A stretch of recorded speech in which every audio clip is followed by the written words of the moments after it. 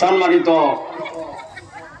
উপস্থিতি, আমি আপনাদের খেদমতে কালামে পাক থেকে ৬৮ নম্বর সূরা সূরাতুল কালাম থেকে তেলাওয়াত করেছি।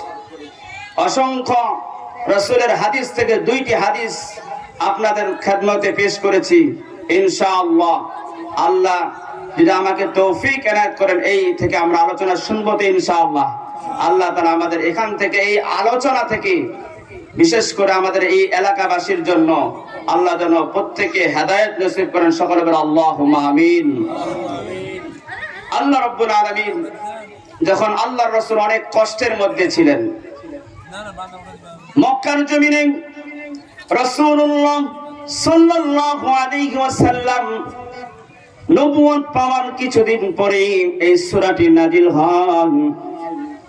আসবাবুন নুজুল বলতেছি, সূরাটার শানে নুজুল, কখন এই সূরাটা নাজিল হলো? এই সূরাটা মাক্কি সূরা। বলেন কি সূরা? মাক্কি সূরা। মক্কা শরীফে থাকা অবস্থায় আল্লাহর রাসূলের উপর নাজিল হয়েছে। আল্লাহর রাসূল যখন নবুয়ত পাইলেন, ৪০ বছর পরে যখন নবুয়ত পাওয়ার পরে কিছুদিন পরে আল্লাহর রাসূল ৩ বছর লাগাতার গোপনে গোপনে দাওয়াত দিয়েছেন। এরপরে যখন আল্লাহর রাসূল প্রকাশ্যে দাওয়াত দেওয়া শুরু করলেন, মক্কার মুশরিক কাফেররা মনে করলো রাসূল তো একা, রাসূল একা মানুষ, সে মানুষ কয়জনকে দাওয়াত দিয়ে সে কি করতে পারবে, মুসলমান বানাইতে পারবে? মক্কার মুশরিক কাফেররা আবু জেহেল তারা এটাকে ভ্রুক্ষেপ করলো না, তারা এটাকে হেয় প্রতিপন্ন করলো। কিছুদিন যাইতেছে, এইভাবে নবী করিম সাল্লাল্লাহু আলাইহি ওয়াসাল্লামের দাওয়াত যখন মানুষ গ্রহণ করতেছে, অলিতে গলিতে সব জায়গায় কালিমার দাওয়াত। কুলিয়া আইয়ুহান নাস, হে মানুষরা তোমরা পড়ো লা ইলাহা ইল্লাল্লাহ, তোমরা লা ইলাহা ইল্লাল্লাহ পড়ো, তুফলিহুন, তোমরা সফল কাম হয়ে যাবে। সুবহানাল্লাহ। আল্লাহর রাসূল দাওয়াত দিচ্ছে, সমস্ত নবীদের দাওয়াত ছিল কি বলে? লা ইলাহা ইল্লাল্লাহ। হাদিস শরীফের মধ্যে আসে, মান কানা আখিরু কালামিহি লা ইলাহা ইল্লাল্লাহ দাখালাল জান্নাহ। আল্লাহু আকবার। যে ব্যক্তির জীবনের শেষ কথা লা ইলাহা ইল্লাল্লাহ হবে, সে যেন জান্নাতে প্রবেশ করলো। মৃত্যুর সময় আমরা অনেক কিছু বলে যাই। সন্তানকে বলি, সন্তান আমি মারা যাচ্ছি, আমার জমিগুলো তোমরা ভাগ বটোয়ারা করো। অনেক মানুষ অনেক কিছু বলে না। ওই সময় আপনি দুনিয়াবি চিন্তা না করেন, যদি আপনার জীবনের শেষ কথা লা ইলাহা ইল্লাল্লাহ বলে আপনি চোখটা বন্ধ করতে পারেন, আপনি মরা মাত্রই কবরে আপনার জন্য জান্নাতের বিছানা বিছায়া দিবে।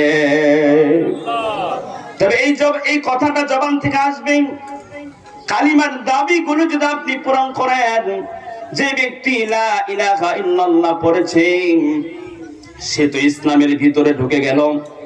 ইসলামের ভিতরে ঢুকে গেল, পরিপূর্ণভাবে ইসলামকে মানতে হবে। শুধু পার্ট টাইম মানলাম, আংশিক মানলাম, বাকিটুকু মানলাম না, এটা করা যাবে না। ও যুবক বাবাজিরা, ভালো করে খেয়াল করে শোনো, তোমাদের জন্য আমি আজকে বয়ান নিয়ে এসেছি। মা বোনদের জন্য আমিও চেষ্টা করব, মা বোনরা কি কারণে জাহান্নামী হয়, এরকম 4টি কারণ আমি লিখে নিয়ে এসেছি। আর এমন 5টি কারণ লিখে নিয়ে এসেছি, যে 5টি কাজ করলে আপনি যদি আল্লাহর দরবারে হাত তুলেন, আল্লাহ কখনো আপনার হাত দোয়াকে ফিরিয়ে দিবেন না। শুনবো তো ইনশাআল্লাহ। রাসূলুল্লাহ সাল্লাল্লাহু আলাইহি সাল্লামকে মক্কার মুশরিকরা পাগল বলে গালি দিল।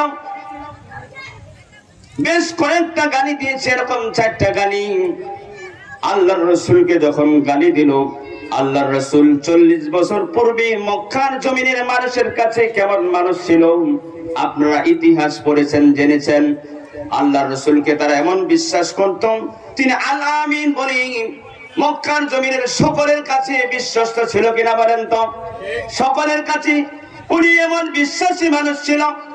একটাই দোষ, উনি কালিমার দাওয়াত করা প্রচার করলো, মক্কার মুশরিকরা তারা এটা কি করলে বরদাস্ত করতে পারলো না, এই কারণে তারা নবীকে কি বলল, পাগল বলা শুরু করলো।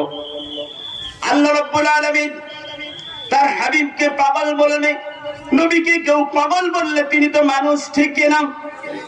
একজন ইমাম সাহেব, যত বড় ইমাম সাহেব হোক না কেন, যত বড় ওয়াইজি হোক না কেন, কেউ যদি আমাকে এই এলাকায় এসে পাগল বলে হুজুর মিথ্যা কথা বলে গেল, হুজুরের মনে কষ্ট আসবে কিনা বলেন? অবশ্যই আলেমের মনে কষ্ট আসবে, সে যত বড় জ্ঞানী হোক না কেন, যত বড় জ্ঞানী হোক না কেন। রাসূলের মনে কষ্ট, রাসূলের মনে কষ্ট থাকার পরে আল্লাহ রাব্বুল আলামিন স্বয়ং সৃষ্টিকর্তা হাবিবুল্লাহ, হাবিবে খোদা, আশরাফে আম্বিয়া, হাবিবে খোদা, আশরাফে আম্বিয়া কে আরশে মজিদ আশবুদ মুত্তাকা। আল্লাহু আকবার। যেই নবী হলেন সমস্ত নবীদের সর্দার, তিনি হলেন নবীদের সন্তান, রাহমাতুল লিল আলামিন। যে নবীর ব্যাপারে আল্লাহ রাব্বুল আলামিন বলেন আপনি হলেন জগৎ সমূহের জন্য রহমত, ওয়া মা আরসালনাকা ইল্লা রাহমাতান লিল আলামিন। আল্লাহ রাব্বুল আলামিন তার হাবিবকে জগতের জন্য, শুধু আপনার আমার জন্য না, সমস্ত মাখলুকাতের জন্য রহমত স্বরূপ প্রেরণ করেছেন। সেই নবীকে কিছু মানুষ, কিছু দুষ্ট মানুষ, ওয়ালিদ ইবনে মুগীরা, যার কোনো জন্মের ঠিক নাই, যার জন্মের ঠিক নাই, এমন একজন মানুষ, বেজন্মা মানুষ, যাকে জালিম বলা হয়, জারজ বলা হয়, যার বাবার জন্মের ঠিক নাই, মা হলো জেনাকারিনী, সেই আল্লাহর রাসূলকে পাগল বলল। ঘটনা মনে পড়ে গেলে একটু সংক্ষিপ্ত বলে ফেলি। ওই ওয়ালিদ ইবনে মুগীরাকে যখন যার সন্তান বলা হলো, তিনি তিনার মায়ের কাছে গেলেন, মাকে একবারে ধরে চিৎ করে শোয়াই ফেললেন। মাকে বললেন, মা তুমি সত্য কথা বলো, আমি কি আসলে কার সন্তান? আমি কি আমার বাবার সন্তান না, ওরজার সন্তান না? মা ভয়ে বলল, হ্যাঁ তুমি তো তোমার বাবারই সন্তান। বলল, তুমি সত্য কথা বলো, না হলে তোমার গলায় আমি ছুরি চালাইয়া দিব। মা তখন ভয়ে বলতেছে, বাবা তোমার বাবার থেকে তুমি আসলে হও নাই, তোমার বাবার গর্ভে সন্তান আসতেছে না, আসতেছে না। তখন আমি তোমার চাচার সাথে জেনা করে, তোমার চাচার সাথে জেনা করে, তোমার চাচার সন্তান হলে তুমি, তোমার চাচার সন্তান, তোমার চাচার সাথে আমি কি করেছি? অবৈধ সম্পর্ক করেছি। এটা শোনার পরও, মায়ের কাছ থেকে সত্য কথা শোনার পরও ওয়ালিদ ইবনে মুগীরার কালিমা নসিব হয় নাই, ইসলাম ধর্ম গ্রহণ করে নাই। সংক্ষিপ্ত আকারে বলে দিলাম, এই সমস্ত ওয়ালিদ যার জন্মের ঠিক নাই, সেই রাহমাতুল লিল আলামিনকে গালি দেয়, সেটা কি কখনো মানা সম্ভব? কি বলেন সম্ভব? এটা কখনো বিশ্বাস করা যায় না। আল্লাহ রাব্বুল আলামিন সেই হাবিবকে স্বয়ং সান্ত্বনা দেওয়ার জন্য কসম খাইলেন, নূন ওয়াল কলামি ওয়া মা ইয়াসতুরুন। আল্লাহু আকবার। আল্লাহ রাব্বুল আলামিন কলমের কসম খাইলেন। কোন কলম? তাফসীরের মধ্যে আসছে, যেই কলম আল্লাহ রাব্বুল আলামিন আসমান জমিন আপনাকে আমাকে সৃষ্টি করার পূর্বে 50,000 বছর পূর্বে সৃষ্টি করেছেন। وقال عليه الصلاة والسلام أول ما خلق الله القلم। আল্লাহ রাব্বুল আলামিন সর্বপ্রথম কি সৃষ্টি করেছেন? জবাবে বলেন তো কি সৃষ্টি করেছেন? কলম। বলেন কি? কথা কি আপনারা বুঝতেছেন না? কি কথা বোঝা যাচ্ছে না বাবাজিরা? আল্লাহ রাব্বুল আলামিন সর্বপ্রথম কলম সৃষ্টি করেছেন, যেই কলমের মাধ্যমে আমি এখানে বসতে পেরেছি। সে যত বড় আলেম হোক না কেন, যত বড় জ্ঞানী হোক না কেন, কলমের মাধ্যম ছাড়া কেউ জ্ঞানী হতে পারবে? বলেন, কেউ জ্ঞানী হতে পারবে না। সম্মানিত উপস্থিত মুসল্লিয়ান ইকরাম, যারা দূর দূরান্ত থেকে আসতেছেন, আমাদের মাহফিলের কমিটির পক্ষ থেকে যারা মোটরসাইকেল নিয়ে আসছেন যানবাহনে গ্যারেজে রেখে দিলে খুব ভালো হবে, ওখানে নিরাপদ থাকবে ইনশাআল্লাহ। গ্যারেজে আমরা মোটরসাইকেল সাইকেলগুলো রেখে দেবো ইনশাআল্লাহ। আমাদের সম্মানিত আজকের প্রধান মেহমান আসতেছে, তার আগ পর্যন্ত আমরা ইনশাআল্লাহ আলোচনা শুনবো। ওমা তাওফীকি ইল্লা বিল্লাহ। কথা বলতেছিলাম, স্বয়ং আল্লাহ কসম খাইতেছেন। কে কসম খান বলেন তো? আল্লাহ। মুহাব্বতের সাথে আল্লাহর নামটা বলেন না, আল্লাহ। আল্লাহ রাব্বুল আলামিন কসম খাইতেছেন, নুন ওয়াল কলামি ওয়া মা ইয়াসতুরুন। কেন কসম খাইলেন আপনারা? আমরা জানি যে মানুষকে কসম খাইলে, কসমের মাধ্যমে মানুষকে কথাটাকে গুরুত্ব দেওয়ার জন্য। কসম খাইলে মানুষ কথাটাকে কি করে গুরুত্ব দেয়? আমি আল্লাহর কসম খেয়ে বলতেছি যে আমি এই কাজটা করি নাই, তাহলে বোঝা গেল আসলেই মানুষটা কাজটা করে নাই, ঠিক কিনা? আল্লাহ রাব্বুল আলামিন, ও বাবাজিরা, এর ব্যাপারে অনেক মা বোন কসম শুধু একমাত্র আল্লাহর নামে খাইতে হবে। আজকে অনেক মা বোন যদি কসমের কথা চলে আসলো, আল্লাহ ছাড়া অন্য কোন মাখলুকের নামে কসম খাওয়া, এটা হলো কবিরা গুনাহ, হারাম। অনেক মা বোন, অনেকেই মক্কা শরীফের নামে কসম খায়, খাওয়া যাবে না। অনেকে সন্তানের মাথায় হাত রেখে কসম খায়, এটা হারাম, খাওয়া যাবে না। খাইলে কবিরা গুনাহ হবে। শুধু কবিরা গুনাহ না, এই যে কসমটা খাইলেন, এটার জন্য আপনাকে আমাকে কাফারা আদায় করতে হবে। কাফারা মানে নেকির কাজ করতে হবে। কিসের কাজ? নেকির কাজ করে এই গুনাহটাকে শেষ করতে হবে। একমাত্র আল্লাহর নামে কসম খাওয়া যায়। আল্লাহর গুণবাচক নামের কসম খাওয়ার অনুমতি আছে। আমি রহমানের কসম খাইলাম, এটার অনুমতি আছে। তবে আপনি আমি কোন সন্তানের নামে, বাবার নামে, মাজারের নামে, কোন দুর্গা পূজার অথবা যে কোনো কারণ আমি কসম খাওয়া, এটা বিলকুল নাজায়েজ, হারাম। কি বলেন? এটা কসম খাওয়া যাবে না। এই জন্য মা বোনদেরকে আমি সাবধান করতেছি। অনেকের এরকম অভ্যাস আছে, কোরআন মাজিদের কসম খান, করা যাবে না, গুনাহ হবে। ছোট গুনাহ না বড় গুনাহ বলেন তো? কবিরা কি ছোট গুনাহ না বড় গুনাহ? অনেক বড় গুনাহ। একটা গুনাহ যদি আপনি করেন, একটা গুনাহ তওবা ছাড়া মাফ, যদি আপনি কবরে যান, একটা কবিরা গুনাহ আপনার আমার জন্য জাহান্নামে যাওয়ার জন্য যথেষ্ট হয়ে যাবে। এই জন্য আপনি আমি সাবধান। এই ইলমগুলো আপনাকে আমাকে শিখতে হবে। একমাত্র আল্লাহর নামে কসম ছাড়া অন্য কোন নামে কসম খাওয়া যাবে না। কেউ যদি কসম খেয়ে ফেলে, এটার জন্য কাফারা কয়েক পদ্ধতিতে, 4টা পদ্ধতিতে আদায় করা যায়। 1 নাম্বার হলো 2 জন মিসকিনকে 10 বেলা পেট ভরে খাওয়াইতে হবে, অথবা 10 জন মিসকিনকে আপনি সাদাকাতুল ফিতরা পরিমাণ প্রত্যেককে একটা করে সাদাকাতুল ফিতরা আদায় করতে হবে। এই বছরে যে সর্বনিম্ন 115 টাকা সাদাকাতুল ফিতর দেওয়া হলো, প্রত্যেকটা মানুষকে 10 জনকে আপনাকে দিতে হবে। কেন? আপনি মিথ্যা কসম খাইলেন, এটা অনেক বড় অপরাধ করলেন, এটা কাফারা স্বরূপ আপনাকে আমাকে শাস্তি স্বরূপ দিতে হবে। 2টা পদ্ধতি বললাম, বেশি বলতে গেলে আমার সামনে যে আলোচনা, এটা আমি শেষ করতে পারবো না। এই কথা বলতেছিলাম, আল্লাহ রাব্বুল আলামিন সেই কলমের কসম খাইলেন, যে কলম দিয়ে আমরা কি লেখি, যে কলম দিয়ে আমরা কি বলেন লেখি। কথা কি বাবারা কষ্ট হচ্ছে? বুঝা যাচ্ছে তো ইনশাআল্লাহ? তাফসীরের মধ্যে আসছে আল্লাহ রাব্বুল আলামিন, এখানে আমাদের একটা ভুল আছে। অনেকে মনে করি সর্বপ্রথম আল্লাহ নূর সৃষ্টি করেছে, এটা যার হাদিস সঠিক না। সর্বপ্রথম আল্লাহ রাব্বুল আলামিন কলম সৃষ্টি করলেন, এবং আল্লাহ রাব্বুল আলামিন কলমকে আদেশ করলেন, ফাকালা লাহু উকতুব, হে কলম তুমি লেখো। আল্লাহ স্বয়ং আদেশ করলেন, ক্বালা মা উকতুব। কলম বলল, হে আল্লাহ আমি কি লিখব? আল্লাহ রাব্বুল আলামিন বললেন, কিয়ামত পর্যন্ত যা ঘটবে, যা হবে, কে কোন জায়গায় জন্মগ্রহণ করবে, কার কোন জায়গায় দাফন হবে, কে কখন মৃত্যুবরণ করবে, তুমি সবগুলো কিয়ামত পর্যন্ত যা ঘটবে সব তুমি লিখে রাখো।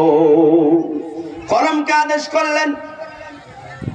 অথবা তাফসীরের মধ্যে আসছে সেটা দুনিয়ারও কলম হতে পারে, এই জন্য কলম দিয়ে আপনি আমি যে কোনো বিষয় লিখলেন, আপনি যদি খারাপ লেখেন, আপনি যদি কলম দিয়ে নাটক লেখেন, সিনেমা লেখেন, এই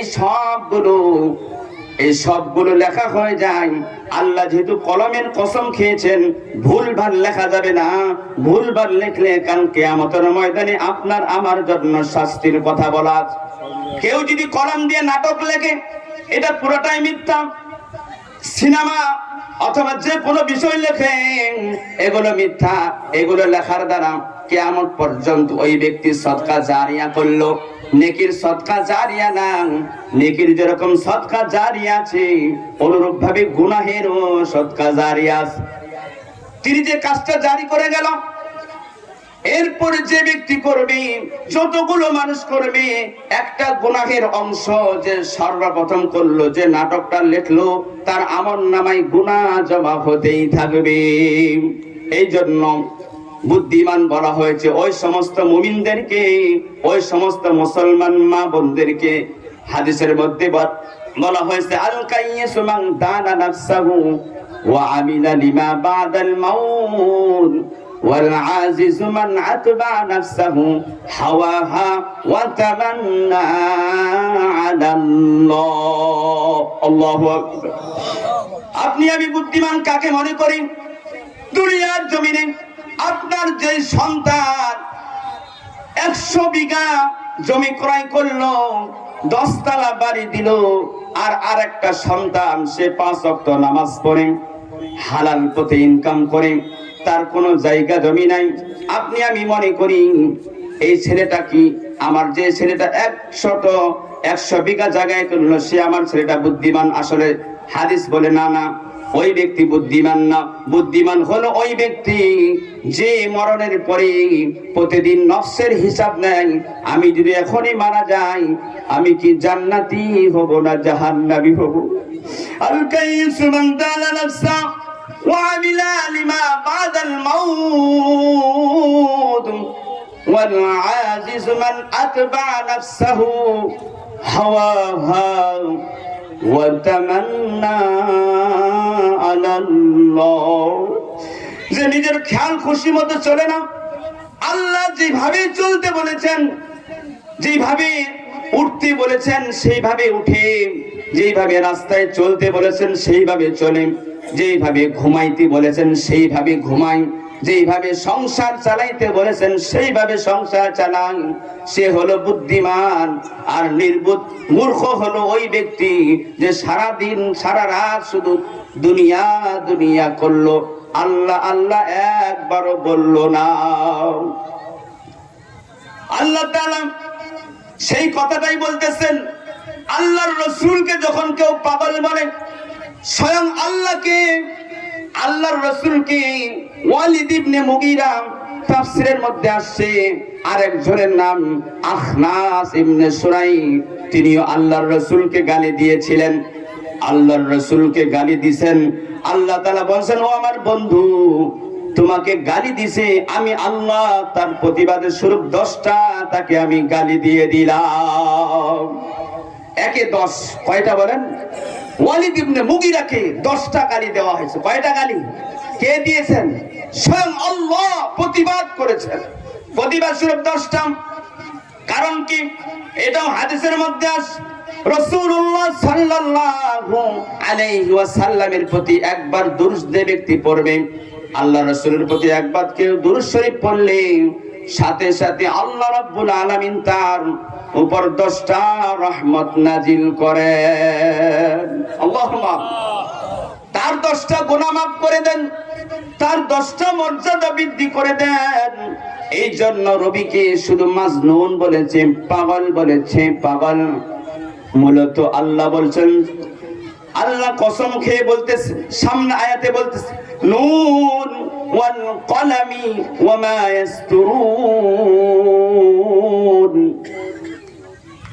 কলমের কসম খাইলেন, কলম যা লেখে, ফেরেশতারা কিরামান কাতিবিন যা কিছু লিখতেছে সেটারও আল্লাহ কসম খাইলেন। কসম খাওয়ার পরে আল্লাহ রাব্বুল আলামিন পরের আয়াতে বলতেছেন, মা আনতা বিনিআমাতি রাব্বিকা রাব্বিকা বিমাজনুন। আল্লাহু আকবার। হে হাবিব, মা আনতা বিনিয়ামাতি রাব্বিক, আমি আল্লাহ আপনার প্রতি যে অনুগ্রহ করেছি, যে নিয়ামত দান করেছি, আমি আল্লাহ বলতেছি আপনি পাগল নন। আল্লাহু আকবার। আল্লাহ তাআলা সার্টিফিকেট দিতেছে। মা আনতা, আল্লাহর রাসূলকে কি নিয়ামত দিয়েছে? দুইটা নিয়ামত। একটা হলো আল্লাহ রাব্বুল আলামিন আল্লাহর রাসূলকে নবুয়ত দান করেছেন, রাসূল বানাইছেন, নবুয়ত দান করেছেন। দ্বিতীয় নাম্বার কোরআন মাজিদ দান করেছেন। আমি যে আপনাকে অসংখ্য নিয়ামত দান করেছি, সারা বিশ্বের সকল নবীদের সেরা নবী, এটা কি আল্লাহর রাসূলের জন্য নিয়ামত কিনা বলেন তো? আমি আপনাকে রাহমাতুল লিল আলামিন বলে এত নিয়ামত দান করেছি, কাল কিয়ামতের ময়দানে আমি আল্লাহ আপনাকে মাকামে মাহমুদ দান করব। আমি আল্লাহ আপনাকে হাউজে কাউসারের পেয়ালা দান করব। এটাকে আল্লাহ রাসূলের জন্য নিয়ামত কিনা বলেন? হে হাবিব, আমি আপনাকে রাসূল বানাইছি, আপনি কি কখনো পাগল হতে পারেন? আমি আল্লাহ কি কখনো পাগলের উপরে নবুয়তি দিতে পারি? বলেন, দিতে পারি? আপনি আমি পাগল দেখি না। এত সুন্দর চেহারা পৃথিবীতে আর কেউ নাই। আল্লাহর রাসূলের মতো সৌন্দর্য পৃথিবীতে অতীতেও ছিল না, ভবিষ্যতেও বর্তমান কেউ নাই, ভবিষ্যতেও কেউ হবে না। এমন মানুষকে পাগল বলে সেটা কি মানা যায়? মাজনুন, মাজনুন শব্দের অর্থ হলো কোন মানুষকে যখন জিন ধরে, জিন ধরলে মানুষকে পাগলা পাগল করে কিনা, পাগলের মতো করে। আল্লাহ রাব্বুল আলামিন বললেন, মা আনতা বিনিআমাতি রাব্বিকা বিমাজনুন ওয়া ইন্না লাকা লাআজরান গায়রা মামনুন। চিল্লায়ে বলুন আল্লাহু আকবার। আমি আল্লাহ এই যে আপনি দাওয়াতের কাজ করতেছেন, মানুষকে ইসলামের দিকে আহ্বান করতেছেন, ওয়া ইন্না লাকা লাআজরান গায়রা মামনুন, আমি আল্লাহ আপনাকে এমন প্রতিদান দিব যেই প্রতিদান কখনো কিয়ামত পর্যন্ত শেষ হবে না। আল্লাহ, প্রতিদান মানে পুরস্কার। আল্লাহর রাসূলকে আমি আল্লাহ বলছেন আমি আপনাকে এমন পুরস্কার দান করব। ও মহেশপুরের বাবাজিরা, কোন মানুষ যদি কোন মানুষকে নামাজের দিকে দাওয়াত দেয়, আপনি কোন মানুষকে বললেন, বাবা আপনি নামাজের দিকে আসেন, নামাজ কেন পড়েন না? সে যদি আপনাকে গালি দেয়, যা যা তোর নামাজ তুই পড়, তোর নামাজ পড়ে কে বড় লোক হয়েছে এমন মানুষ কিছু বলে কিনা? আপনি যে তাকে দাওয়াত দিলেন, এটার জন্য যে আপনাকে সে কষ্ট দিল, এই কষ্টের মাধ্যমে আপনার আমলনামায় আল্লাহ নেকি দান করে দিবে। এটা কখনো আজর থেকে খালি থাকবে না। হে হাবিব, আপনাকে তারা যে গালি দিচ্ছে, সাহির বলতেছে, জাদুঘর বলতেছে, গণক বলতেছে, এটা বলার দ্বারা আপনি কষ্ট পাবেন না। আপনি আপনার কাজ করে যান, আমি আল্লাহ আপনাকে এমন বিনিময় দান করব যে বিনিময় কখনো ফুরাবার হবে না, শেষ হবে না। আল্লাহু আকবার। আল্লাহর রাসূলের প্রতি সর্ব অবস্থায় আমি আল্লাহ তাআলা আপনার নামকে এত উঁচু করে দিব, 24টা ঘন্টা 24টা সেকেন্ড আমি আল্লাহ আমার নামের সাথে আপনার নামের মর্যাদা আমি বাড়ায়া দিব। ওয়া রাব্বাকা ফাকাব্বির ওয়া রাফা'না লাকা যিকরা। প্রত্যেকটা জায়গায় 24টা ঘন্টা বাংলাদেশ হোক। এখন বাংলাদেশের রাত, অন্য জায়গায় বাংলাদেশ, অন্য জায়গায় পৃথিবীতে কোন জায়গায় দিন ঠিক কিনা? ওখানে এখন দেখবেন মুয়াজ্জিন আযান দিতেছে, আশহাদু আল্লা ইলাহা ইল্লাল্লাহ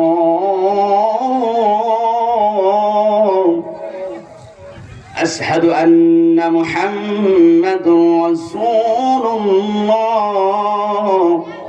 বলে কিনা? আল্লাহর রাসূলের নাম বলে কিনা? বলেন। আল্লাহর রাসূলের নাম সর্ব অবস্থায় আপনার উম্মত নিতেই থাকবে, কিয়ামত পর্যন্ত নিবে। আমি আল্লাহ আপনার আজর বাড়ায় দিব, আপনার পুরস্কার কখনো শেষ হবার নয়। অন্য নবীর যেগুলো দাওয়াত ছিল, হযরত আদম আলাইহিস সালামের দাওয়াত উনি দুনিয়ার জমিন থেকে চলে গেছে, ওনার আজর বন্ধ হয়ে গেছে। হযরত নূহ আলাইহিস সালাম চলে গেছে, ওনার আজর বন্ধ হয়ে গেছে। আমি আল্লাহ তাআলা আপনার আজর কখনো আমি কি করব না, বন্ধ করব না। ওয়া ইন্না লাকা লাআজরান গায়রা মামনুন ওয়া ইন্নাকা লাআলা খুলুকিন আযীম। চিল্লায় বলেন আল্লাহু আকবার। আল্লাহ তাআলা বলতেছেন, হে হাবিব, দুনিয়ার জমিনে মানুষ মানুষকে চরিত্রের সার্টিফিকেট দেয়, স্বয়ং আমি আল্লাহ রাব্বুল আলামিন আপনাকে মহান চরিত্রের আমি সার্টিফিকেট দিয়ে দিলাম।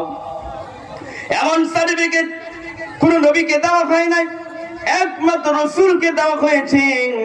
উত্তম চরিত্রের সার্টিফিকেট যে নবীকে দেওয়া হলো, তিনি দুনিয়ার জমিনে কোন মানুষকে, হযরত আয়েশা রাদিয়াল্লাহু তাআলা আনহা উনি বলেছেন, সাহাবীদের থেকে উনি উন্নত মানের চরিত্রে যখন কোন সাহাবী আল্লাহর রাসূলকে ডাকতেন, সাথে সাথে সাড়া দিতেন। ওনার পরিবারের কেউ আল্লাহর রাসূলকে ডাক দিলেন উনি কখনো না বলতেন না। সর্বাবস্থায় মানুষের দুনিয়ার জমিনে নম্রতা ছিলেন এবং উত্তম চরিত্রের অধিকারী ছিলেন, এবং আল্লাহর রাসূলের চরিত্র, এই চরিত্র আমাদের সকলকে গ্রহণ করতে হবে, ঠিক কিনা?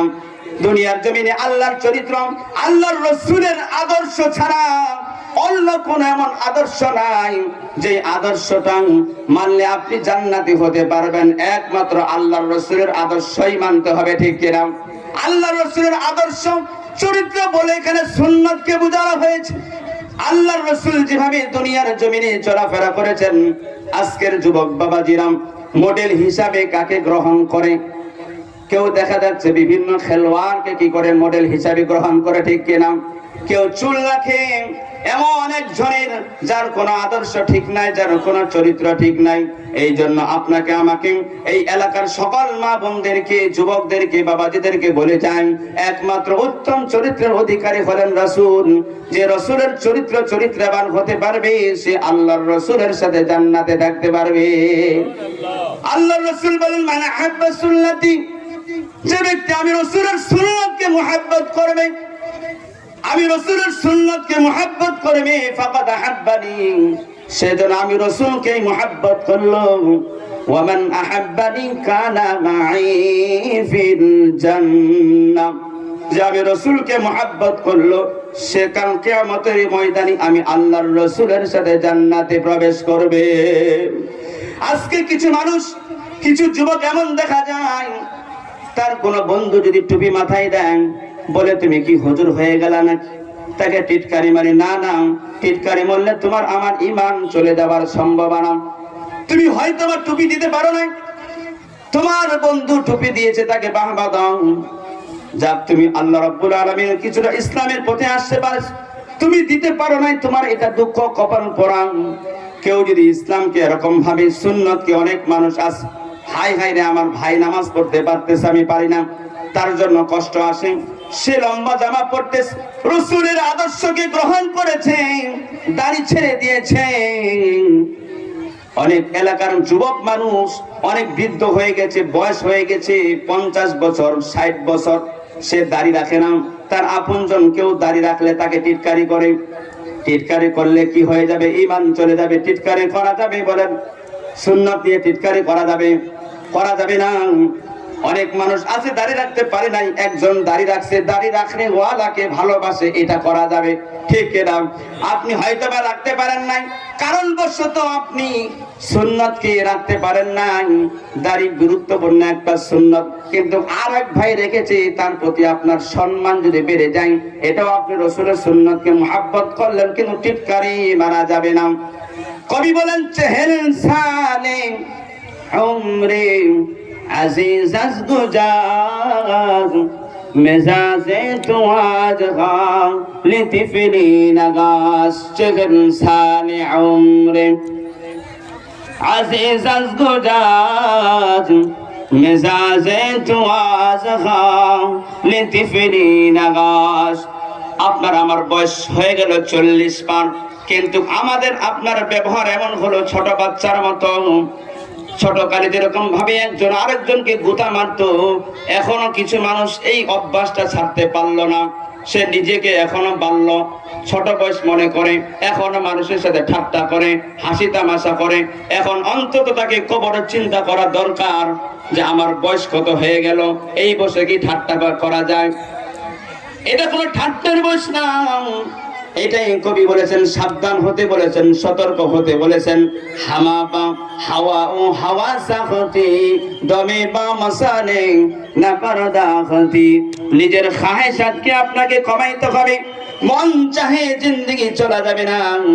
যারা দুনিয়ার জমিনে আল্লাহর হুকুম মতো জীবন যাপন করবে, আল্লাহ রাব্বুল আলামিন তাদের ব্যাপারে খুশখবরি হলো কাল কিয়ামতের ময়দানে তারা আল্লাহর যেভাবে হুকুম, আল্লাহর হুকুম সেইভাবে তারা দুনিয়ার জমিনে যারা চলেছেন, আখিরাতে সে মন চাহে জিন্দেগি চলতে পারবে। ওয়ালাকুম ফিহা মা তাশতাহি আনফুসুকুম ওয়ালাকুম ফিহা মা তাদউন। চিল্লা বলুন আল্লাহু আকবার। আর যারা আল্লাহু আকবার। দুনিয়ার জমিনে যদি আপনি আমি একটু কষ্ট করতে পারি, আল্লাহর হুকুমগুলো আদায় করতে পারি, আপনার হাসরের ময়দানে অনন্তকাল জীবন, যে জীবনের শুরু আছে শেষ নাই, ওই জীবনে আপনার যেটা মনে চাবে আপনি সেটাই করতে পারবেন। ওখানে আপনার কোনো কি থাকবে না, বাধা থাকবে না। মা আনতা বিনিআমাতি রাব্বিকা বিমাজনুন ওয়া ইন্না লাকা লাআজরান গায়রা মামনুন ওয়া ইন্নাকা লাআলা খুলুকিন আযীম। আল্লাহর রাসূল, হে হাবিব, আমি আপনাকে এমন চরিত্রবান করলাম, এমন আদর্শ দিলাম, এই আদর্শ যারা অনুসরণ করবে, এই আদর্শকে যারা মানবে, আমি আল্লাহ রাব্বুল আলামিন ঘোষণা দিলাম যে আপনাকে যারা মুহাব্বত করবে, কাল কিয়ামতের ময়দানে আল্লাহ রাব্বুল আলামিনের বিশেষ ছায়া, আল্লাহর আরশের ছায়া তাকে দান করবেন। আল্লাহু আকবার। হাদিসের মধ্যে আছে, যে ব্যক্তি 7টি কাজ করবে কাল হাসরের ময়দানে, এবং এত কঠিন ময়দান হবে, যেই ময়দানটা অত্যন্ত কঠিন হবে, সেই দিন আল্লাহ রাব্বুল আলামিন 7 শ্রেণীর মানুষকে আল্লাহ তাআলার বিশেষ ছায়া তাকে দান করবেন। তার মধ্যে দ্বিতীয় নাম্বার হলো ওয়াসাবুন নাসা ফি ইবাদাতিল্লাহ। একটাই বলবো, যেই যুবক তার সারা জীবনের যৌবনটাকে আল্লাহর জন্য ব্যয় করবে, আল্লাহ রাব্বুল আলামিন ওই যুবককে কাল কিয়ামতের ময়দানে কঠিন বিপদের দিনে আল্লাহ তাআলার আরশের ছায়া, বিশেষ ছায়া তাকে দান করে দিবেন। সুবহানাল্লাহ। আরো জোরে বলি সুবহানাল্লাহ। আল্লাহ তাআলার বিশেষ ছায়া পাইলে সে জান্নাতি হবে না জাহান্নামী? বলেন তো। অবশ্যই সে জান্নাতি হবে, তবে আংশিক না বাবারা। যুবক বাবাজিরা, আংশিক না। এক ওয়াক্ত নামাজ পড়লাম, আবার আরেক ওয়াক্ত বাদ দিলাম, আবার একটা ইসলাম মানলাম, আরেক জায়গায় ইসলাম মানলাম না, এরকম হওয়া যাবে না। এটা আল্লাহর হুকুমের বিরোধী। আল্লাহর হুকুম পালন করতে হবে। কিভাবে সেটাও আল্লাহ বলে দিয়েছেন। ইয়া আইয়ুহাল্লাযীনা আমানু দুখুলু ফিস-সিলমি কাফা ওয়ালা তাত্তাবিউ খুতুওয়াতিশ শাইতান ইন্নাহু লাকুম আদুউম মুবিন। আল্লাহু আকবার। হে ইমানদারগণ, উদখুলু, আল্লাহ আদেশ করতেছেন, উদখুলু ফিস-সিলমি কাফা, পরিপূর্ণভাবে ইসলামে দাখিল করতে হবে। ইসলামে আল্লাহ রাব্বুল আলামিন যতগুলো বিধিবিধান দিয়েছেন, প্রত্যেকটা বিধিবিধান এই জন্য দেওয়া হয়েছে যেন বান্দার সাথে আল্লাহর সম্পর্ক জুড়ে যায়। ঠিক না? এই বিধিবিধানগুলো কেন দেওয়া হলো? এই বিধিবিধান দেওয়ার কারণ হলো যেন বান্দার সাথে আল্লাহর কালেকশন, সৃষ্টির সাথে স্রষ্টার যেন কালেকশন হয়ে যায়। প্রত্যেকটা পদে পদে যেন তারা কি করে, প্রত্যেকটা ইসলামের প্রত্যেকটা জায়গায়, এই যে আপনি আমি উঠা বসা করি, চলাফেরা করি, প্রত্যেকটা জায়গায় ইসলামের বিধিবিধান আছে। যখন আপনি উপরের দিকে উঠবেন, আপনি দ্বিতীয় তলায় বা তৃতীয় তলায় উঠতেছেন, উঠার সময়ও সুন্নাত হলো আল্লাহু আকবার, আল্লাহু আকবার। কি বলেন? আল্লাহু আকবার, আল্লাহু আকবার। এই আমলটা করা সুন্নাত। আপনি বলতেছেন আল্লাহ সবচেয়ে বড়, আল্লাহ সবচেয়ে বড়। আপনি যখন উপর থেকে নিচের দিকে নামবেন তখন দোয়া আছে কিনা বলেন? সুবহানাল্লাহ, সুবহানাল্লাহ, সুবহানাল্লাহ। এই যে আপনি আল্লাহকে স্মরণ করতেছেন, এই স্মরণ করার দ্বারা আল্লাহর সাথে আপনার সম্পর্ক বাড়তেছে না কমতেছে বলেন? আল্লাহর সাথে আপনার আমার সম্পর্ক বাড়তেছে। আপনি যখন সমতল ভূমিতে চলাচল করবেন, আপনি বাজারে যাইতেছেন, হাটে যাইতেছেন, আপনি বলেন লা ইলাহা ইল্লাল্লাহ, লা ইলাহা ইল্লাল্লাহ। এটাও সুন্নাহ। আপনি উপরের দিকে উঠতেছেন, নিচের দিকে নামতেছেন, সমতল ভূমিতে চলতেছেন, এখানেও ইসলাম বিধিবিধান দিয়েছে। কোন জায়গায় ইসলাম বিধিবিধান ছাড়া নাই। এই জন্য দেওয়া হয়েছে যেন বান্দার সাথে কি হয়? আল্লাহ তাআলার সম্পর্ক বৃদ্ধি পায়।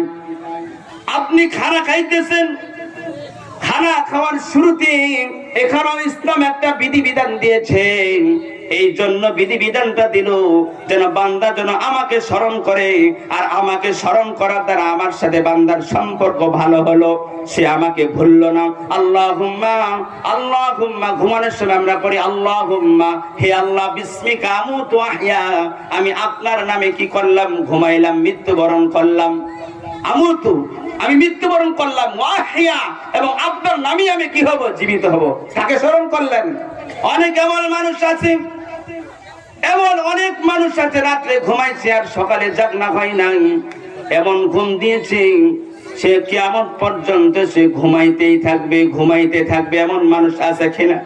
গতকালকে আমাদের এলাকার কাহিনী, একজন মানুষ, টাটকা মানুষ, টাটকা, বলতেছে আজকে তো কোনো কাজ নাই, কি কাজ করব? বলতেছে আজকে মরিচ তুলে নিয়ে আস। মরিচ তুলতে গেছে, তাজা মানুষ, তাগড়া মানুষ, সেও জানতো না আমি দুনিয়া থেকে বিদায় নিয়ে যাব। মরিচ তুলতে যায় ওই জায়গাটাই বেচাটা তার জীবনের শেষ নিঃশ্বাস ত্যাগ করলো, সে কিন্তু জানতো না। এটা গতকালকে আমাদের ফরিদপাড়া কাহিনী। সম্মানিত মুসলিম ইকরাম, যে কোনো মুহূর্তে আপনাদের আমার মৃত্যুর ডাক চলে আসতে পারে। দুনিয়ার জীবন হলো এটা যে কোনো মুহূর্তে শেষ হয়ে যেতে পারে, ঠিক কিনা? হায়াতের কোনো কি নির্দিষ্টতা নাই, আছে নাকি? ইদা জাআ আজালুহুম ফালা ইস্তাখিরুনা সাআতান ওয়ালা ইস্তাকদিমুন। যখন আল্লাহ তাআলার আদেশ হয়ে যাবে, এক সেকেন্ড সামনে এক পা দাঁড়াইতে পারবেন না, পিছাইতে পারবেন না। মুহূর্তের মধ্যে ওই জায়গাতে আজরাইল আপনার আমার জানটা কবজ করে নিয়ে চলে যাবে। এই জন্য আমরা সর্ব অবস্থায় তওবার হালতে থাকবো। আমাদের যাদের ঋণ আছে, আমরা সর্ব অবস্থায় ঋণ মুক্ত থাকার চেষ্টা করবো তো ইনশাআল্লাহ। ঋণ মুক্ত থাকার চেষ্টা করবো তো ইনশাআল্লাহ। যার কাছে আপনি হাওলাত নিয়েছেন, টাকাটা যত সম্ভব তাড়াতাড়ি দিয়ে দিবেন। কারণ হলো কাল কিয়ামতের ময়দানে শহীদ, যে শহীদ আল্লাহর রাস্তায় শহীদ হয়েছে, বিনা হিসাবে জান্নাতি হওয়ার কথা, ওই ব্যক্তি কাল কিয়ামতের ময়দানে পাওনাদারের টাকা না দিলে সে সামনে আগাইতে পারবে না। এটা অনেক বড়, যত বড় আলেম হোক না কেন, যত বড় হুজুর হোক না কেন। এই জন্য আপনার আমার যে দোকানে আপনি পান খেয়েছেন, চা খেয়েছেন, বিভিন্ন ধরনের খরচ আপনি আমি চলতে ফিরতে আপনার আমার বাকি হয়ে যায় কিনা, এই জন্য সর্ব অবস্থায় চেষ্টা করবেন আপনার আমার জন্য কোনো বকিয়া না থাকে। এই ঋণগুলো আমরা পরিশোধ করব। ওয়া ইন্নালাকা ওয়া ইন্নাকা লাআলা খুলুকিন আযীম। হে হাবিব, আমি আল্লাহ তাআলা আপনাকে এমন চরিত্র দিলাম, যেই চরিত্রবান করলাম আপনাকে পাগল বলে। যারা পাগল বলে ফাসাতুবসিরু ওয়া ইউবসিরুন, শীঘ্রই আপনি সামনে দেখতে পারবেন। মূলত তারা পাগল না, আপনি পাগল, তারাই পাগল, ঠিক না? ফাসাতুবসিরু ওয়া ইউবসিরুন বিআইয়িকুমুল মাফতুন। কে পাগল আর কে ভালো সামনে কিছুদিন পরেই তো আপনি দেখতে পারবেন। বদরের যুদ্ধেই আল্লাহ রাব্বুল আলামিন যারা আল্লাহর রাসূলকে পাগল বলেছিল, তাদেরকে বদরের যুদ্ধে কি করেছেন? ওই ব্যক্তিকে, ওই মুনাফিক, ওই কাফিরকে আল্লাহ রাব্বুল আলামিন দুনিয়া থেকে শেষ করে দিয়েছেন। ইন্না রাব্বাকা হুয়া আ'লামু বিমান দাল্লা আন সাবিলি ওয়া হুয়া আ'লামু বিল মুহতাদিন। আল্লাহু আকবার। আল্লাহ তাআলা বলতেছেন, ও বান্দা, নিশ্চয় আমি আল্লাহ জানি আমার কোন বান্দাটা সৎ পথে আছে। দেখছেন আল্লাহ আপনাকে শুধু সৃষ্টি করেছে তা নয়, আল্লাহ তাআলা জানেন আমার কোন বান্দা আমি আল্লাহর পথে আছে, আর কোন বান্দা আমি আল্লাহর পথ থেকে বেরিয়ে হয়ে গেছি, যারা আমাকে মানে না, আমি আল্লাহ তাআলা সেই খবরটা রাখি। এই জন্য সাবধান থাকতে হবে। এমন মনে করিয়েন না যে আল্লাহ আমাদেরকে দুনিয়াতে পাঠাইছেন, মনে হয় আল্লাহ আমার কোনো খোঁজ খবর রাখেন না। না না, আল্লাহ তাআলা বলতেছেন নিশ্চয় আমি আল্লাহ, ইন্না রাব্বাকা হুয়া আ'লাম বিমান দাল্লা, কি আমার পথ থেকে পথভ্রষ্ট হয়ে গেছে আমি আল্লাহ তার খবর রাখি, আর কি আমার পথে আছে আমি আল্লাহ তারও খবর রাখি। ফালা তুতি'ল মুকাজ্জিবিন, হে হাবিব আপনি মিথ্যাবাদী যারা, লা তুতি'ল মুকাজ্জিবিন, আপনি মিথ্যাবাদীদের অনুসরণ করবেন না। আপনাকে যারা এরকম কথা বলে তারা মূলত মিথ্যাবাদী, আপনি মিথ্যাবাদীদের কথায় কষ্ট পাবেন না। আমি আল্লাহর যে ওয়াদা, আমি আল্লাহ আপনাকে যে কাজ করার জন্য প্রেরণ করেছে আপনি সেই কাজ করতে থাকুন। কার ওয়াদা বলেন? আল্লাহ বলতেছেন। কে বলতেছেন? আল্লাহ বলতেছেন যে আপনি ফালা তুতি'ল মুকাজ্জিবিন। সম্মানিত হাজিরিন, আমি কিছুক্ষণের জন্য মা বোনদের ওয়াজে চলে যাচ্ছি, অল্প সময়। মা বোনরা যারা, মা বোন আছে তো নাকি?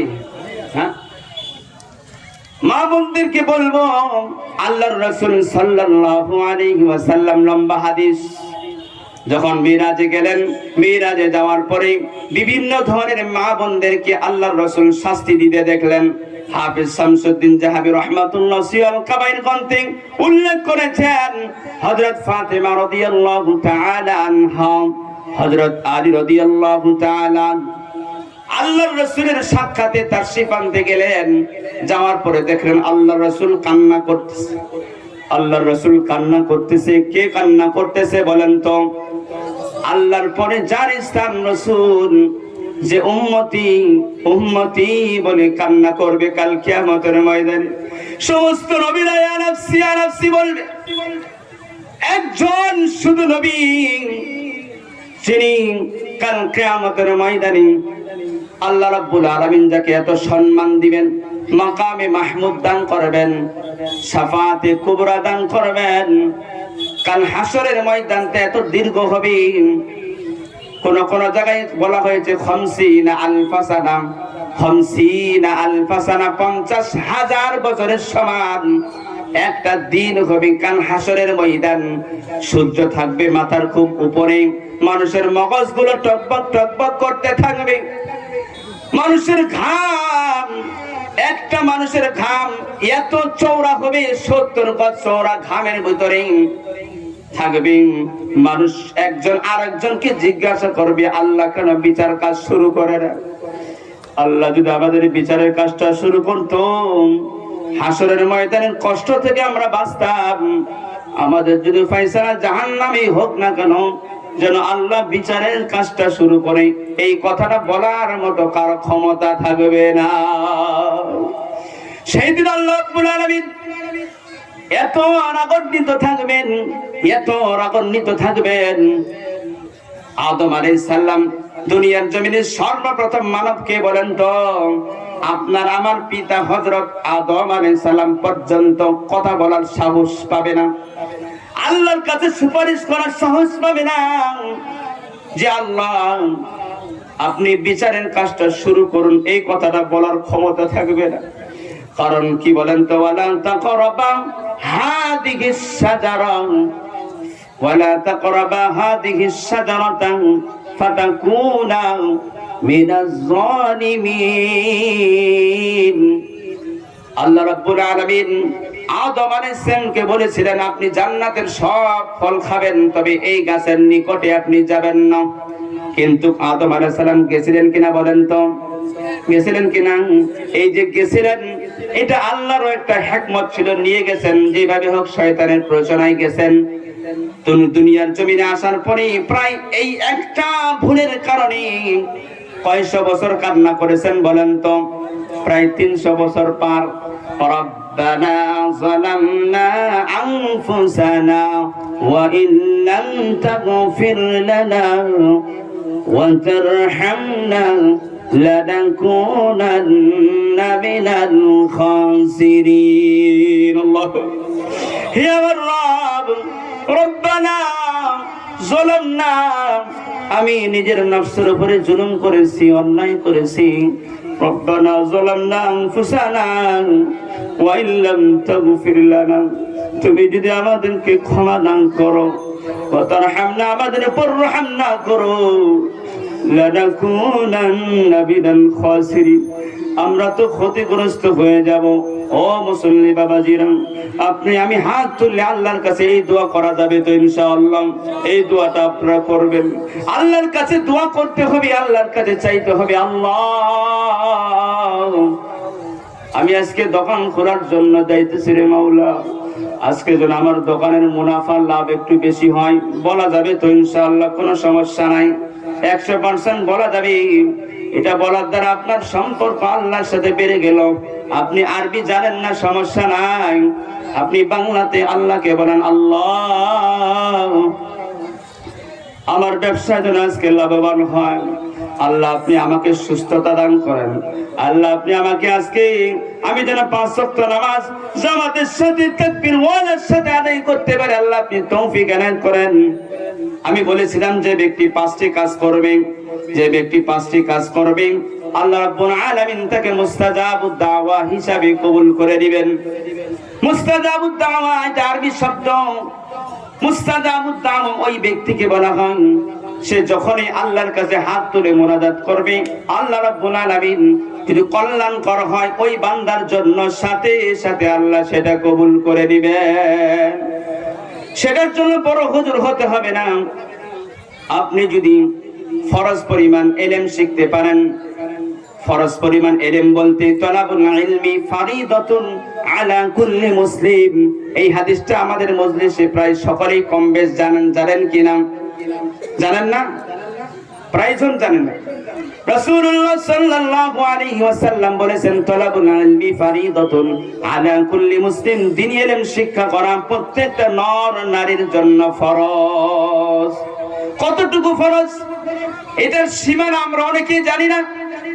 কতদূর পর্যন্ত আমাকে ইলম শিখতে হবে আপনার আমার জন্য যারা 5 ওয়াক্ত নামাজ পড়ি 5 ওয়াক্ত নামাজ পড়লে যতগুলো মাসালা আছে ফরজ ওয়াজিব সুন্নাত কোন জায়গায় নামাজে আমার ফরজ ছুটে গেলে আমাকে নামাজটা আবার দোহরায়া পড়তে হবে এই সমস্ত এই পর্যন্ত তার ইলম শিক্ষা করা ফরজ এটা কেউ নামাজ পড়লো কিন্তু এই ফরজটা আদায় করলো না এই একটা ফরজের গুনাহ সে সব সময় তার জন্য ফরজ তরকের গুনাহ হবে কারণ কিসে নামাজ পড়তেছি নামাজের মাসালা জানা ফরজ শিক্ষা করা ফরজ সেটা শিখলো না নামাজের তেলাওয়াত বিশুদ্ধ করে পড়া ফরজ নামাজ পড়া যেমন ফরজ তেলাওয়াতটা বিশুদ্ধ পড়তে হবে এটাও ফরজ নামাজের মাসালা জানা ফরজ এই যে একটা সীমা এই পর্যন্ত যদি আপনি না শিখতে পারেন তাহলে আপনি ফরজ তরকের গুনাহগার হতে থাকবেন একটা ফরজ আদায় করলেন আরেকটার গুনাহ হতে থাকবে ও বাবাজিরা যে কথা বলতেছিলাম মসজিদের কমিটিকে বলছিলাম অনেক গ্লাস পানির প্রয়োজন ছিল অনেকক্ষণ আগে আজকে একটু কষ্ট আপনাদের কষ্ট হচ্ছে কি কথাকে বোঝা যাচ্ছে মাশাআল্লাহ বুঝতেছেন আপনারা বুঝতে পারলেন আলহামদুলিল্লাহ চাইছিলাম যে আজকে সারাদিনে একটা লাল চা খাইলে হয়তো একটু কিছু ভালো লাগছে আমার কথাগুলো বলতে মা বোনদের সম্পর্কে চলে যাব এর মাঝে বলতেছিলাম মুস্তাজাবুদ দাওয়া 5টি আমলের কথা শেষের দিকে বলি ইনশাআল্লাহ আগে মা বোন যারা আসছেন তাদের ব্যাপারে কিছু বলা যাবে তো ইনশাআল্লাহ মা বোন এবং কিনা সাহাবে শামসুদ্দিন জাহাবি রাহমাতুল্লাহ সিওয়াল কাবায়ের গ্রন্থে বর্ণনা করেছেন জামাই আলী রাদিয়াল্লাহু তাআলা তার মেয়ে আল্লাহর রাসূলের সাক্ষাতে গেলেন যাওয়ার পরে দেখলেন আল্লাহর রাসূল কান্না করছে হযরত আলী রাদিয়াল্লাহু তাআলা আনহু বলেন ইয়া রাসূলুল্লাহ এমন কি হলো আপনার মা আমার মা বাবা আপনার জন্য কুরবান হোক এমন কি কারণে আপনি এত কান্না করতেছেন রাসূলুল্লাহ সাল্লাল্লাহু আলাইহি ওয়াসাল্লাম বললেন আমি মিরাজের রজনীতে যখন গেলাম কিছু মা বোনকে এমন পর্যায়ে শাস্তি দেওয়া হইতেছে 6 জন মহিলাকে 6 প্রকারের শাস্তি দেওয়া হয়। এই শাস্তির কথা শোনার পরে আমি যদি দেখছি এটা যখন আমার খেয়াল আসে তখনই আমার কান্না আসে। হযরত ফাতিমা জাহরা রাদিয়াল্লাহু তাআলা বললেন, আব্বা জান, এমন কি অপরাধ আপনি একটু বর্ণনা করুন। আমি আপনাদের কাছে 3য় এবং 5ম নাম্বার মহিলার কথাটা বলবো। 3য় মহিলা, যেই মহিলাকে আল্লাহর রাসূল সাল্লাল্লাহু আলাইহি ওয়াসাল্লাম মিরাজের রজনীতে দেখলেন, ওই মহিলাকে উপর করে শোয়ানো হয়েছে। উপর করে শোয়ে তাকে জাহান্নামের ভিতরে শাস্তি দেওয়া হচ্ছে। হাদিস শরীফের মধ্যে অসংখ্য হাদিস আছে। অধিকাংশ মা বোন জাহান্নামে যাবে 4টি কারণে। 1 নাম্বার কারণ হলো তাদের মধ্যে আল্লাহ তাআলার মুহাব্বত, আল্লাহ তাআলার প্রেম ভালোবাসা তাদের পুরুষের তুলনায় অনেক কম। ঠিক না? অনেক মা বোন দেখবেন তারা সংসারী কাজ করতে করতে ফজরের সালাত তো অনেকেই পড়েই না, জোহরের সালাতও কাজ করতে করতে বিকাল 4টা 5টা বেজে যায়। দেখা যাচ্ছে জোহরের সালাতও নাই। এরকম ভাবে তারা আল্লাহ তাআলা তার সাথে সম্পর্ক কম থাকার কারণে, আমি যে কথা আপনাদেরকে বললাম, আল্লাহর সাথে সম্পর্ক করার সহজ 2টা উপায়। 1 নাম্বার উপায় মনে থাকবে তো, পদে পদে যতগুলো সুন্নাত আছে প্রত্যেকটা মাসনুন দোয়াগুলো আপনাকে আমাকে জায়গায় জায়গায় আদায় করাও। তার মধ্যে আরেকটু উদাহরণ আপনাদেরকে বলে দিই। আপনি আমি 50-60 বছর যাবত নামাজ পড়তেছি, মসজিদে আসা যাওয়া করতেছি। মসজিদে আসার ভিতরে 6টা সুন্নাত আছে কিনা বলেন? 6টা সুন্নাত আছে। বের হওয়ার সময় 6টা সুন্নাত। কোন ব্যক্তি যদি 5 ওয়াক্ত নামাজে মসজিদে আসে, 5-12 60টি সুন্নাত তার আদায় হয়ে যায়। 60টা সুন্নাত মসজিদে আসা যাওয়ার মধ্যে আপনার আমার আমলনামায় কতগুলো নেকি জমা হবে। কিন্তু আমরা একটু বেখেয়ালির কারণে কেউ দেখা যাচ্ছে মসজিদে ঢোকার দোয়া পড়ে না। অথচ দোয়া আছে, সুন্নাহ হলো প্রথমে বিসমিল্লাহ বলা, 2য় নাম্বার দুরূদ শরীফ পড়া, 3য় নাম্বার মসজিদে ঢোকার সময় দোয়া আল্লাহুম্মা ইফতাহ লি আবওয়াবা রাহমাতিক। ডান পা দিয়ে প্রবেশ করতে হবে, ইতিকাফের নিয়াত করতে হবে। আরবিতে এরকম করতে পারেন নাওয়াইতু আল ইতিকাফ, অথবা বাংলাতে বলতে পারেন আমি আল্লাহ তাআলার সন্তুষ্টির জন্য নফল যতক্ষণ মসজিদে আছি ততক্ষণ নফল ইতিকাফের নিয়ত করলাম। 5টা সুন্নাত গেল। আর একটা সুন্নাত হলো, আমরা অনেকে বুঝি না এই বিষয়টা। আপনি যখন মসজিদে ঢুকবেন তখন কোন পা ঢুকতে হবে? ডান পা দিয়ে ঢুকতে হবে। তবে জুতা খোলার সময় বাম পা আগে খুলতে হয়। জুতা খোলার সময় বাম পা খোলাটা হলো সুন্নাত। বাম পা খোলার পরে পায়ের উপরে জুতার উপরে পা রাখবো, ডান পা দিয়ে প্রবেশ করব। এই যে 6টা সুন্নাত হলো। বের হওয়ার সময় হুবহু ওইরকম ভাবে পড়তে হবে, বিসমিল্লাহ, দুরূদ শরীফ পড়তে হবে। একসাথে 3টা সুন্নাত এইভাবে পড়া যায়, বিসমিল্লাহি ওয়াসসালাতু ওয়াসসালামু আলা রাসূলিল্লাহি। পড়েন বিসমিল্লাহি বিসমিল্লাহি ওয়াসসালাতু ওয়াসসালামু আলা রাসূলিল্লাহ, আল্লাহুম্মা ইন্নী আসআলুকা মিন ফাদলিক। বাম পা দিয়ে বের হবেন। বের হওয়ার পরে বাম পাটা জুতার উপরে রাখবেন, তারপরে ডান পা বের করবেন। ডান পা বের করার পরে ডান পা যখন জুতার ভিতরে ঢুকাবেন তখন বিসমিল্লাহ বলে ঢুকাবেন। এই যে 6টা সুন্নাত, ঢোকার সময় 6টা সুন্নাত হলো। বের হওয়ার সময় কয়টা বলেন বাবাজি? 6টা। 5-12 কত হয়? 5-12 60টা সুন্নাত আপনার প্রতিদিন আদায় হয়ে যাচ্ছে। আপনি আমি অনেকেই 80 বছর 90 বছর হয়ে গেল, আজকে পর্যন্ত মসজিদে ঢোকার দোয়াটা বিশুদ্ধ ভাবে আপনি আমি বলতে পারি না। কি ওয়াজ শুনলাম, এতদিন ওয়াজ শুনে কি হলো? ও বাবাজি, আমলগুলো নিয়ে যেতে হবে, আমল শিখতে হবে, সহি শুদ্ধ ভাবে আমল করতে হবে। আল্লাহ তাআলা আমাদের বাকি হায়াতটুকু সহি শুদ্ধ ভাবে আমল করান, তৌফিক এনায়েত করেন। সকলে বলেন আল্লাহুম্মা আমিন।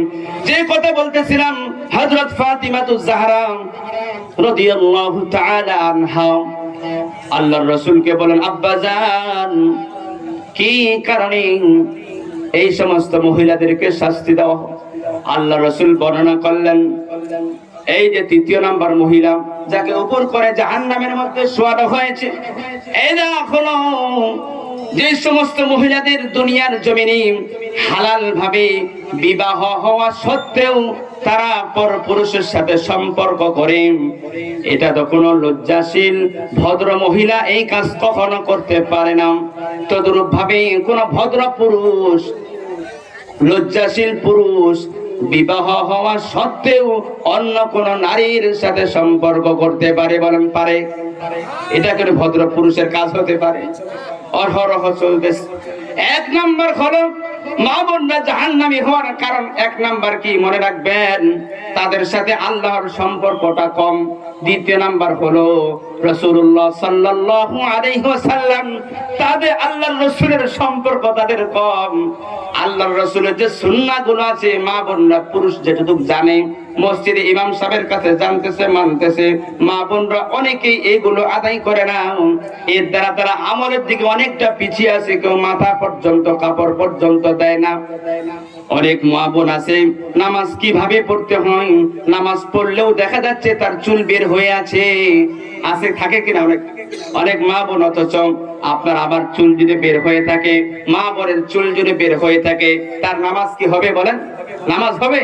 তার ফরজ তরক হয়ে গেল। কি তরক হলো? কি তরক? মা বোনদের জন্য মাথা থেকে নিয়ে পায়ের তালু পর্যন্ত পুরাটাই হলো সতর। এটা সর্ব অবস্থায় ঢেকে রাখা হলো ফরজ। কোন অবস্থাতেই পর পুরুষের সামনে এটা খোলা কখনো কি হবে না? বৈধ হবে না, বৈধ হবে না, জায়েজ হবে না। অনেক মা বোন যখন নামাজে দাঁড়ায় দেখা যাচ্ছে পাতলা ওড়না দেয়, পাতলা ওড়না, যে ওড়না দিয়ে কি দেখা যায়? চুল দেখা যায়। এই চুল দেখা গেলে কি হবে না?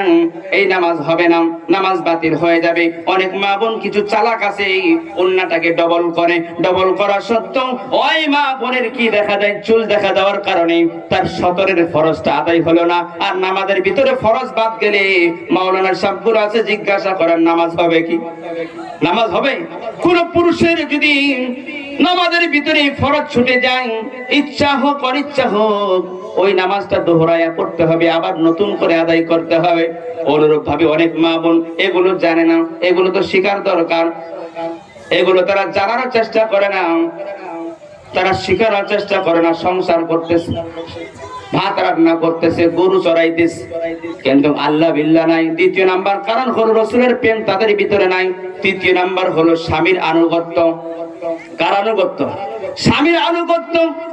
বর্তমান জামানার যে মা বোন আছে, আগের মা বোনদের মধ্যে কিছু আছিল স্বামীকে ভালোবাসত, স্বামীর কথা শুনতো। বর্তমান কিছু মা বোন এমন আছে, তাদের এমন ট্রেডিশন হয়ে গেছে, স্বামী একটা বললে করে আর একটা। এরকম মা বোন আছে কিনা? একটা কথা বললেন, অথচ স্বামী যতক্ষণ থাকবে ওই মা বোনকে স্বামী যখন তাকে কাছে চাবে অবশ্যই তার কাজে সাড়া দিতে হবে। স্বামী বাসায়, এমন কিছু স্ত্রী আছে বাসা থেকে বের হয়ে যায়, অথচ স্বামীর প্রাণীর প্রয়োজন। গরমে রোদ্রে থেকে বাসায় আসলো, নিয়ম হলো স্বামীকে এক গ্লাস কি করা? শরবত, ঠান্ডা পানি দেওয়া। এই তো ভালোবাসা। পানি এক গ্লাস চাইলে কি করা যায়? তুই পানি খান, লেহে না খা। ঠিক না নাই? আমার দিকের কথা হচ্ছে নাকি? পানি খান, লেহে না খা। কল যাই টিবলটা চেউড়ে লেহে না খা। এই যে হলো আমাদের বিবি। না না না, আল্লাহর রাসূল সাল্লাল্লাহু আলাইহি ওয়াসাল্লাম হাদিস শরীফের মধ্যে আল্লাহর পরে কাউকে যদি সিজদা করার অনুমতি হতো, অনেক সাহাবী আল্লাহর রাসূলকে সিজদা করার অনুমতি চাইলেন। না না, আল্লাহর পরে কাউকে যদি সিজদা করার অনুমতি দেওয়া হতো, একমাত্র স্ত্রীদেরকে, স্বামীদেরকে সিজদা করার অনুমতি দেওয়া হতো। আজকে মা বোনরা স্বামীকে হেলাধুলা হেই মনে করে সম্মান করে না, এই জন্য তারা জাহান্নামী হয়। এই জন্য প্রত্যেকটা মা বোনকে বলবো, তুমি তোমার স্বামীকে অবশ্যই সম্মান করবা। সম্মান করা মানে তোমার স্বামী যেটাকে পছন্দ করে সেটা করার চেষ্টা করবা। এটা 3 নাম্বার কারণ। 4 নাম্বার কারণ হলো আজকের মা বোনদের অভ্যাস হলো তারা সেজে গুজে বাহিরে বেপরদার বের হওয়ার, এটা তাদের খুব কি ভালো লাগে, ঠিক কিনা? বাহিরে বের হওয়াটা, সেজে গুজে বের হওয়াটা তাদের কাছে অত্যন্ত পছন্দের। অথচ হাদিস শরীফের মধ্যে আসছে যে মহিলা সেজে গুজে বেপরদারি বের হবে, সেন্ট লাগাইয়া বের হবে, এবং এই সেন্টটা, এই আতরটা যে অন্য পুরুষ ঘ্রাণ নিবে, এই ঘ্রাণ নেওয়াটা ওই মার জন্য কি হবে, জেনার সমতুল্য হবে। এটা তো কোনো মহিলার জন্য, লজ্জাশীল ভদ্রশীল মহিলার জন্য এটা কখনো সাজে না। এবং কি কোন মহিলা যদি সেন্ট লাগায়া পর্দার সাথে হোক কোন কি করে আপনজন স্বামী ছাড়া এবং তার দেবরের সাথে যদি ঘুরে, এটাও তার জন্য কি হবে, গুনাহের কারণ হবে, এটাও তার জন্য গুনাহে কবিরা হবে। ঠিক কিনা? কথা কি ওয়াজ কি বুঝতেছেন? কথা বুঝতেছেন? আমাদের সম্মানিত প্রধান মেহমান ইনশাআল্লাহ কিছুক্ষণের মধ্যে চলে আসবে। আমরা অল্প সময়, আর কিছু সময় আমরা ইনশাআল্লাহ আলোচনা শুনবো। আল্লাহ তাআলা আমাদের সকলকে ধৈর্যের সাথে বসার তৌফিক দেন। সকলে বলেন আল্লাহুম্মা আমিন। লা ইলাহা ইল্লাল্লাহ। মসজিদের কমিটি লোক এত দুর্বল কেন? আশ্চর্য। সভাপতি সাহেব, আপনাদের প্রচুর দুর্বল, এত দুর্বল মানুষ, এত অ্যালার্ট নট অ্যালার্ট, কোন অ্যালার্ট নাই। এক গ্লাস পানি প্রায় 2-3 ঘন্টা হয়ে গেল, আসার পরে খবর নাই। আল্লাহু আকবার। আল্লাহ তাআলা সকলকে হেদায়েত দান করে। সকলে বলেন আল্লাহুম্মা আমিন। লা ইলাহা ইল্লাল্লাহ। জোরে লা ইলাহা ইল্লাল্লাহ, লা ইলাহা ইল্লাল্লাহ। হায়াতের মালিক যে আল্লাহ, মরণের মালিক সে আল্লাহ। লা ইলাহা ইল্লাল্লাহ, লা ইলাহা ইল্লাল্লাহ, মুহাম্মাদুর রাসূলুল্লাহ। সকলে বলেন সাল্লাল্লাহু আলাইহি ওয়াসাল্লাম। চতুর্থ নম্বর, ওই সমস্ত মা যারা অধিকাংশ জাহান্নামে যাবে, কথাগুলো একটু খেয়াল করি বাবাজিরাম। আমলের কথা বলা হচ্ছে, মা বোনদের পর্দার কথা বলা হচ্ছে। এই জন্য আমরা সকলকে আমি চাই, এই এলাকার মানুষজন যেন আমল করে জান্নাতি হোক। এটা আমাদের জন্য ভালো কিনা বলেন? অবশ্যই আমাদের জন্য ভালো। কোন পুরুষ যদি মুস্তাজাবুদ দাওয়া হতে চান, আপনি যদি চান আমি আল্লাহর কাছে যে দোয়া করব সেই দোয়াটাই কবুল হবে, আমাদের জন্য কয়টা করণীয় বলছিলাম বলেন? 5টা করণীয়। কয়টা বলেন? কয়টা বলেন? সবাই হাত উঠান, হাত উঠান। কয়টা করণীয়? 5টা করণীয়। 1 নাম্বার হলো 5 ওয়াক্ত নামাজ। 5 ওয়াক্ত নামাজ। মা বোনরা কান খাড়া করেন, দিনের কান দিয়ে শুনেন। 1 নাম্বার হলো 5 ওয়াক্ত নামাজ সময় মতো, ওয়াক্ত মতো আদায় করা।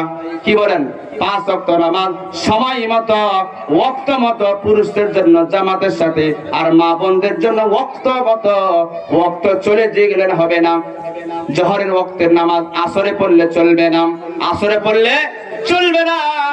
সময় মতো ওয়াক্ত মতো আদায় করতে হবে, যদি আল্লাহর কাছে যে দোয়া করলে কবুল হবে। 1 নাম্বার শর্ত। 2 নাম্বার শর্ত হলো 5 ওয়াক্ত সালাত। 2 নাম্বার শর্ত হলো রাত্রে বেলা তাহাজ্জুদের নামাজ নিয়মিত আদায় করা। রাত্রে বেলা তাহাজ্জুদের নামাজ নিয়মিত আদায় করতে হবে, এটা 2 নাম্বার কারণ। 3 নাম্বার কারণ হলো ফজরের সালাতের পরে সালাত ইশরাকের নামাজ পড়া, 2 রাকাত করে 4 রাকাত, 2 রাকাত করে। বলেন কয় রাকাত? 2 রাকাত করে 4 রাকাত ইশরাকের নামাজ। ফজরের সালাতের পরে সূর্য ওঠার 20 মিনিট পরে এই নামাজটা পড়তে হয়। 4 নাম্বার হলো 4 নাম্বার কারণ, যে ব্যক্তি কি করবে, এই 4টা কাজ করবে। বড় বড় কবিরা গুনাহ সমূহ থেকে নিজেকে বাঁচায় রাখবে। বড় বড় কবিরা গুনাহ সমূহ। 4 নাম্বার, বড় বড় কবিরা গুনাহ, যেরকম ভাবে মিথ্যা বলা, চুগলখড়ি করা, আরো যে ধরনের গুনাহ আছে বড় বড় কবিরা গুনাহ। অহংকার করা, নিজেকে, এইদিকে খেয়াল করি, নিজেকে সর্বাবস্থায় বড় বড় করা, অন্যকে ছোট মনে করা, এরকম ভাবে কবিরা গুনাহগুলো থেকে বেঁচে থাকবে। এটা আপনার আমার জন্য একটু কঠিন হবে নাকি? একটু কঠিন মনে হলো। আপনি আল্লাহর কাছে এত বড় মর্যাদাশীল হবেন, মুস্তাজাবুদ দাওয়া হবেন, আপনি গুনাহ ছাড়বেন না বাবা, এটা হতে পারে না। এই জন্য চোখ দিয়ে গুনাহ করা যাবে না, চোখ দিয়ে বেপরদা মহিলা দেখা যাবে না, চোখ দিয়ে কি করা যাবে না, ছবি দেখা যাবে, নাটক সিনেমা দেখা যাবে, কি বাবা যারা দেখা যাবে, যুবকরা দেখা যাবে? দেখা যাবে না, না দেখা যাবে না। যদি আপনি আল্লাহর কাছে দোয়া করেন, আল্লাহ আমি তো এখন লেখাপড়া করছি, আমার গোল্ডেন প্লাসের দরকার, এই প্লাসের দরকার, এটা আপনি বলা মাত্র আল্লাহ যদি কবুল করতে চান এই 5টি কাজ করতে হবে। তার মধ্যে 4 নাম্বার হলো কবিরা গুনাহ করা যাবে না। কবিরা গুনাহ করা যাবে না। 5 নাম্বার হলো 6 তাসবিহ সকাল সন্ধ্যায় আদায় করতে হবে। কয় তাসবিহ বলেন? নারে তাকবীর, নারে তাকবীর। প্রধান বক্তার আগমন, প্রধান বক্তার আগমন, নারে তাকবীর, নারে তাকবীর। প্রধান বক্তার আগমন, শুভেচ্ছায় স্বাগতম। মহেশখালীবাসীর পক্ষ থেকে লাল গোলাপ শুভেচ্ছা। নারে তাকবীর। সম্মানিত তাওহীদি জনতা,